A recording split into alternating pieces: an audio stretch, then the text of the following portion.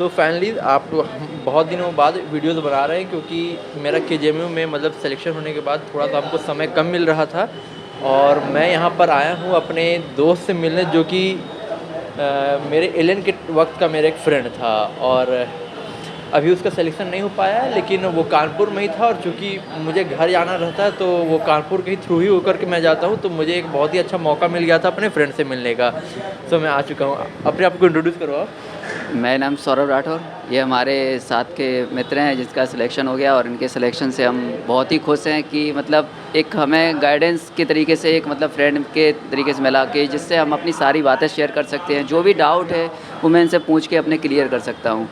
तो आज हम लोग 1 डेढ़ साल बाद मिले, 1 साल बाद अप्रॉक्स मिले हैं। 1 साल बाद लगा। तो जिससे हमें काफ़ी डाउट हो गया। हालांकि ये फ़ोन से भी बहुत चीज़ें मेरी क्लियर करते रहते हैं, मतलब वीडियो कॉल से भी सब चीज़ हर तरीके से हेल्प करते हैं। लेकिन आज हम लोग एक बहुत ही अच्छे टाइम पे सामने मिले हैं तो सारे डाउट्स हम और सामने अभी मेरे क्लियर हिसाब से करेंगे। लेवल में कितना महीना बचा हुआ है नीट में? नीट में ऐसे 5 महीने अप्रॉक्स मान के चलो। हाँ, नीट में लेवल अब 5 महीने ही 5 बचे महीने हुए हैं हैं तो क्योंकि दिसंबर तो मतलब अब क्योंकि लगभग अब थोड़ा सा हो भी गया है कि हाँ पैनिक में एक समय थोड़ा सा बच्चे आ हाँ जाते हैं, वही तो सब चीज़ मैं है। सोच रहा था कि जितना भी थोड़ा मोड़ा हो गाइड कर सकता हूँ वो गाइड कर दूँ क्योंकि काफ़ी बेनिफिशियल रहेगा मेरे लिए भी कि मैं चाह रहा हूँ कि अगर दोस्त ये भी केजेएमयू में इसका एडमिशन हो जाता है तो काफ़ी बढ़िया बात है मेरे लिए भी एक बहुत नहीं ही अच्छा बिल्कुल सपोर्ट हाँ, मिल पूरा जाएगा। पूरा सपोर्ट करता है विवेक मुझे, जिससे कि मैं वहाँ तक पहुँच पाऊँ। और इस चीज़ के ऐसे दोस्त बहुत कम ही लोगों को मिलते हैं और इस चीज़ मैं अपने आप को बहुत ही अच्छा मानता हूँ कि जैसे मुझे ऐसे लोग मिले हैं जो कि मुझे इतना मतलब आगे की ओर बढ़ा रहे हैं। और कोई भी प्रॉब्लम हो जिसका हर तरीके से दिन में हो रात में हो कभी भी उसे कॉल करो तो मतलब मुझे आगे बताता है। तो आज मैं इससे मिलके ये थोड़ा सा पूछना चाहूँगा, जैसे अभी तक तो हम चैप्टर वाइज पढ़ते जा रहे थे मतलब सारा एकदम से बहुत ज़्यादा हो गया है। तो उसको थोड़ा सा कंडेंस कैसे किया जाए कि अच्छा मतलब वो जैसे सब ये तुम पहले बताओ कि अभी जो नया सिलेबस जो रिड्यूस्ड हाँ हुआ है उसको लेकर के क्या है अभी उसको तक क्या लेकर के फाइनल हो चुका टीचर है? तो ये बोल रहे हैं कि उसको हम पढ़ाएंगे अभी, हाँ। लेकिन नहीं पढ़ाएंगे, लेकिन फरवरी में पढ़ाएंगे। जैसे फॉर्म आ जाएगा ना तो उसके बाद जो एक बार देख लेंगे क्या हो रहा है। बाकी मतलब एलन वगैरह में पढ़ा रहे हैं तो बोल भी रहे हैं कि मैं अच्छा पढ़ाऊँगा। एल में अभी पढ़ा रहे हैं उसको? उसको पढ़ा रहे हैं तो हाँ। बोल रहे थे सर कि हम भी पढ़ा ही देंगे ताकि मतलब कोई प्रॉब्लम ना हो। लेकिन अभी उन्होंने इसलिए नहीं पढ़ाया, अभी जो बाकी का सिलेबस है उसको ख़त्म कर रहे हैं। तो वो तो लगभग काफ़ी हद तक ख़त्म भी हो जाए, 50% के ऊपर सिलेबस हो चुका है। तो बस वही है थोड़ा सा कि अब मतलब पहले तो एक चैप्टर वाइज टेस्ट होता था, बहुत अच्छा सबको चल रहा था, कोई दिक्कत नहीं है, 630 600 तक नंबर आ रहा कोई पहुंच रहा था। अब थोड़ा सा यही लगता है कि मतलब सारी चीज़ें कैसे कंडेंस करें, मतलब एक ही बार में उसको रिवीजन करने का टाइम मिल जाए। जैसे आज संडे था तो आज तो खैर मेरा टेस्ट नहीं हो पाया किसी भी कारणवश। तो आज मतलब कल तक ऐसे ही लग रहा था कि क्या होगा मतलब पूरा पूरा एक बार जैसे पढ़ नहीं पा रहा था मैं, ये हो रहा था।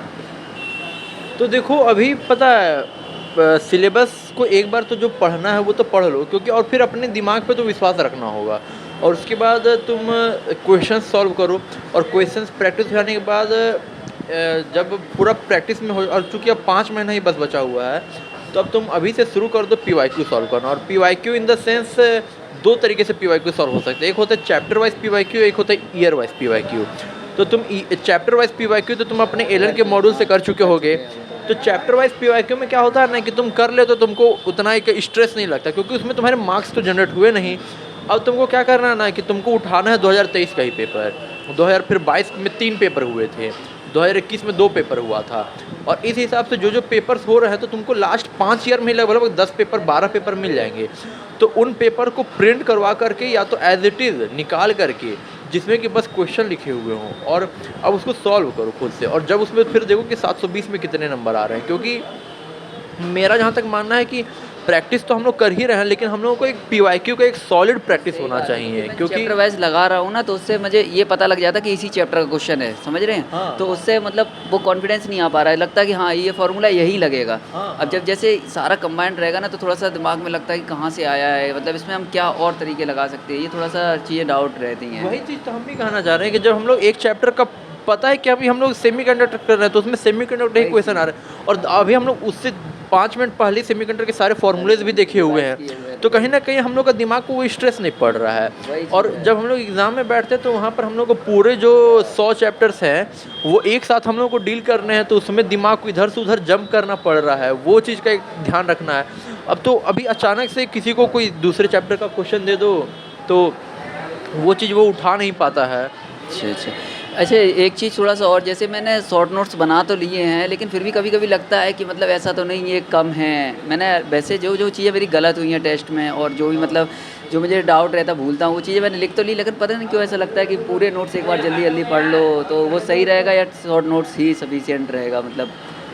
नहीं, नहीं, शॉर्ट नोट्स मैं तो बोलता हूँ कि कभी सफिशिएंट नहीं होता। शॉर्ट नोट्स से एक बार डरना तो चाहिए, वही चीज़ है ना थोड़ा-सा। क्योंकि शॉर्ट नोट्स में क्या है ना कि तुम वही पढ़ रहे हो जो तुमको इम्पोर्टेंट लग रहा है, लेकिन जो तुमको लगा कि इम्पोर्टेंट नहीं है वो तुमने छोड़ दिया, और कल को क्या होता है ना कि वही चीज़ पेपर में आ जाती है कभी-कभी। जैसे कि तुम देख सकते हो 2020 के ही पेपर में एक बार शायद किसी एक 100 प्लस एलिमेंट का एक नाम पूछ दिया था, जो कि एक टेबल में दिया हुआ था। तो वो ऐसे हर साल कोई ना कोई एक आध दो क्वेश्चन ऐसे मिल जा रहे हैं जो कि एग्जाम्पल बन रहे हैं कि कुछ भी पूछा जा सकता है नीट में।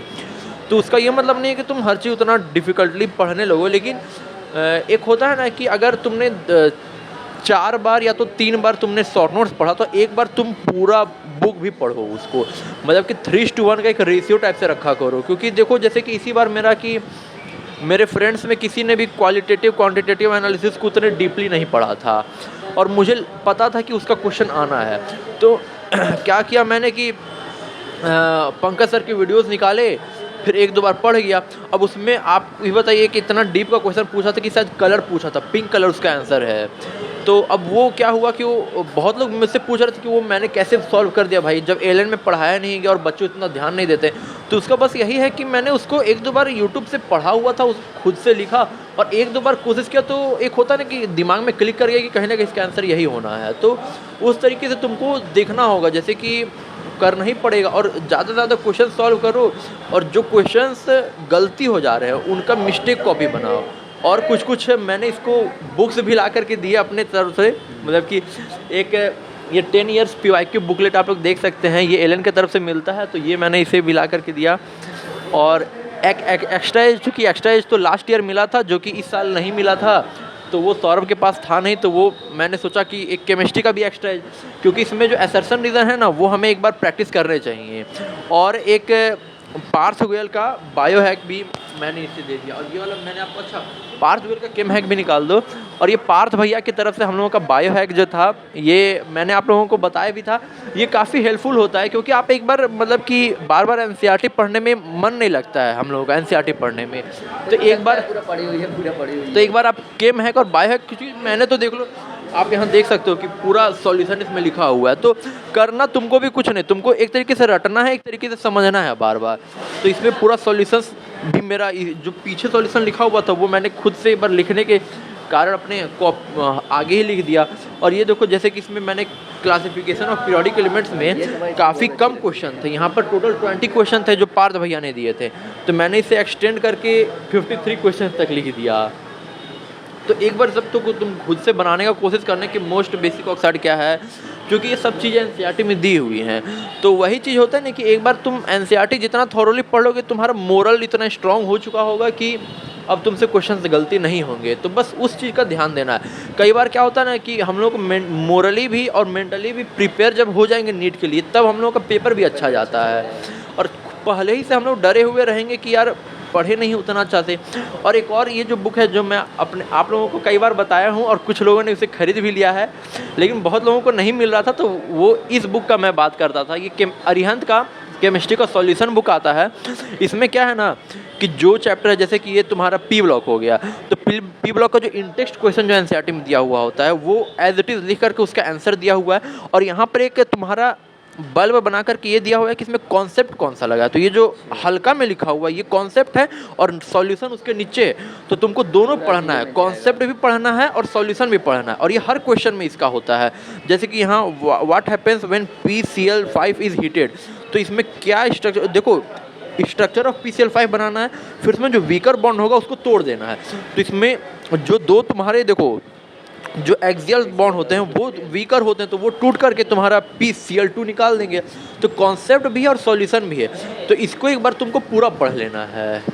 और इसमें क्या है कि तुम्हारे इंटेक्स्ट क्वेश्चन तो दिए ही हुए हैं, इंटेक्स्ट के साथ साथ तुम्हारा देख लो लास्ट में जब इंटेक्स्ट देखो कितने सारे हैं, इंटेक्स्ट अभी यहाँ कितने सारे चलते आ रहे हैं। P ब्लॉक में टोटल 34 इंटेक्स्ट क्वेश्चन है, और उसके बाद एक्सरसाइज क्वेश्चन अलग से इसमें शुरू होता है। और एक्सरसाइज क्वेश्चन में भी हम लोगों का उसका कॉन्सेप्ट और सॉल्यूशन अलग-अलग दिया हुआ रहता है। तो अगर इसमें जैसे कि 34 क्वेश्चन पी ब्लॉक के इन टेक्स्ट हो गए और तुम देखो 40 क्वेश्चन एक्सरसाइज के हो गए, तो 34 प्लस 40 जोड़ दो तो तुम्हारा 74 क्वेश्चन इधर हो गया। फिर एनसीईआरटी एग्जाम्पलर के क्वेश्चन अभी चल रहे हैं। लगभग 100 के अप्रोक्स क्वेश्चन एक चैप्टर में। हाँ, अब और ये सब क्वेश्चन जो है एनसीईआरटी के ही हैं और तुम समझ सकते हो। अब देखो इसमें शॉर्ट आंसर टाइप 20 हो गया, तो 74 में 20 जोड़ दो, फिर 94 इधर हो गया। अब लॉन्ग आंसर टाइप अभी बचा हुआ है, तो 100 क्वेश्चन तुमको, और वो भी सब के सब एनसीईआरटी बेस्ड। और हर चैप्टर के शुरू में एक इंपॉर्टेंट रिजल्ट भी दिया रहता है, तो इतना भी एक फॉर्मूलाज टाइप से या तो जो भी की कॉन्सेप्ट है उस चैप्टर का, इतना को पढ़ते जाओ ना। तो अगर एक बुक तुम मतलब कि इसको एक क्या बोलते हैं, क्या बोलते हैं कि स्टोरी बुक जैसे पढ़ते जाओ, तो तुमको कहीं भी बैठे हैं, मान लो कहीं भी बैठे हैं तो पता चले एक बार इसको पढ़ते जाओ तो तुम्हारा। और इससे आप लोग देखिएगा नीट में क्वेश्चन बहुत ज़्यादा लड़ते हैं सीधे। तो अब केमहैक का भी मतलब कि केमिस्ट्री का भी हो गया, बायो का भी हो गया, बाकी एक्स्ट्रा एज भी दे ही दिया है। शायद फिजिक्स का कुछ नहीं लाया क्या? अच्छा, फिजिक्स का एक बस ये PYQ बुकलेट है, तो PYQ बुकलेट अब ये बना ली। इसमें 2022 तक के पेपर्स पूरे दिए हुए हैं और 2023 में तो एक ही पेपर हुआ था, तो वो ये अपना प्रिंट करा करके कर लेगा। और अभी हम लोग आए हुए हैं तो थोड़ा सा कढ़ाई पनीर और लच्छा पराठा लाए हुए हैं, तो आप लोग हमें मौका दीजिए मतलब अपना। इतने दिनों से मैंने इसको बोला था कि ये नोट्स लेके आना, तो मुझे लग नहीं रहा था कि ये इतने टाइम बाद आएंगे और उनको याद रहेगा कि मैंने ये चीज़ें मंगाई थी इनसे पहले। तो आज मैं इनका बहुत ही बहुत थैंक यू बोलना चाहूँगा, जो इतने दिनों के बाद भी इन्हें याद रहा कि मुझे क्या ज़रूरत है। वैसे तो मैंने इन्हीं पे छोड़ दिया था, जो तुम्हें लगे कि नीट के लिए, और तुमने तो इतना अच्छा मार्क्स पाए हैं, तो जिसके लिए जो ज़रूरी है वो पढ़ें। तो मैं बहुत बहुत धन्यवाद कहना चाहूँगा विवेक को। ठीक है, नहीं देखिए, यहाँ पर यही चीज़ है ना कि फ्रेंडशिप्स आपको निभाने भी पड़ती है। मतलब ऐसा नहीं है कि बस मैंने बोल दिया तो भाई मौका मिल रहा है तो अब करना भी चाहिए, क्योंकि अब फ्रेंड्स भी बनाने बहुत ज़रूरी है अच्छे से। और बाकी एक बार हेल्प हो रहा है कि अब भाई इसका भी हो जाए, क्योंकि हम लोग दोनों एक साथ जो नीट जो अभी प्रिपरेशन कर रहे हैं उनको पता है कि कितना एक मेंटल स्ट्रेस हो जाता है। बैठते थे एक ही सीट पे आस-पास हाँ, बैठते थे। हम लोग अपने जब एलए में थे तो एक साथ बगल बगल में बैठते थे, लेकिन फिर सेकेंड ईयर में मैं वापस मतलब कि सेकेंड ईयर के लिए मैं वापस एलएन चला गया और ये कानपुर में आ गया पढ़ने के लिए, न्यू लाइट इंस्टीट्यूट में ना, कि किसमें मैं I&I इंस्टीट्यूट कानपुर। तो चलिए ठीक है, अब हम लोग यही सब है। अब बाकी हम लोग मिलते हैं नेक्स्ट वीडियो में।